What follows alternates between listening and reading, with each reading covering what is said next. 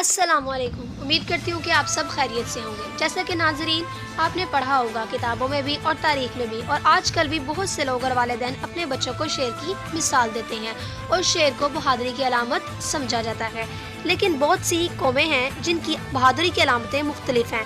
اسی طرح انہی قوموں میں سے ایک قوم ترک قوم کو لے لیا جائے تو ترک قوم بھیڑیے کو بہادری کی علامت سمجھتی ہے۔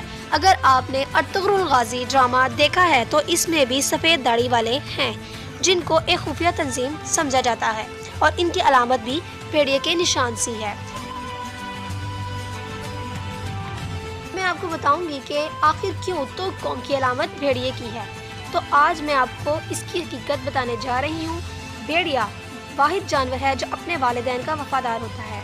یہ بڑھاپے میں بھی اپنے والدین کا بے انتہا خیال رکھتا ہے۔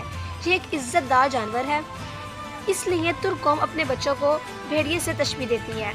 بھیڑیا واحد ایسا جانور ہے جو اپنی آزادی پر کبھی بھی سمجھوتا نہیں کرتا اور کسی کا غلام نہیں بنتا، بلکہ جس دن پکڑا جاتا ہے اس وقت سے خوراک لینا بند کر دیتا ہے۔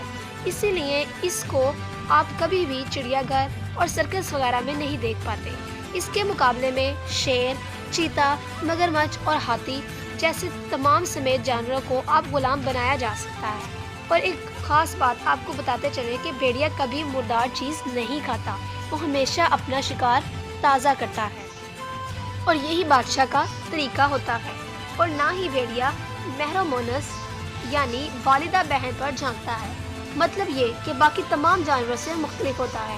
بھیڑیا اپنی ماں اور بہن کو کبھی بھی شہوت کی نگاہ سے نہیں دیکھتا، اور بھیڑیا اپنی شریک حیات کا بے انتہا وفادار ہوتا ہے اور اس کے علاوہ کسی اور مونس سے تعلق قائم نہیں کرتا۔ اسی طرح مونس شریک حیات بھیڑیے کے ساتھ وفاداری نبھاتی ہے۔ بھیڑیا اپنی اولاد کو پہچانتا ہے کیونکہ ان کے ماں اور باپ ایک ہی ہوتے ہیں۔ جوڑے میں سے اگر کوئی ایک مر جائے تو دوسرا مرنے والی جگہ پر کم از کم 3 ماہ تک افسوس کی وجہ سے کھڑا رہتا ہے۔ بھیڑیے کو عربی زبان میں ابن البر کہا جاتا ہے، یعنی نیک بیٹا، کیونکہ جب اس کے والدین بڑھاپے میں ہو جاتے ہیں تو یہ ان کے لیے شکار کرتا ہے اور ان کا پورا خیال بھی رکھتا ہے۔ اس لیے ترک اپنی اولاد کو شیر کے بجائے بھیڑیے سے تشبیہ دیتے ہیں۔ ان کا کہنا ہے کہ شیر جیسا خون خوار بننے سے بہتر ہے کہ بھیڑیے جیسا نسلی ہونا۔ تو امید ہے کہ آپ کو ہماری آج کی ویڈیو اچھی لگی ہوگی اور آپ کی معلومات میں بھی اضافہ ہوا ہوگا۔ اللہ حافظ۔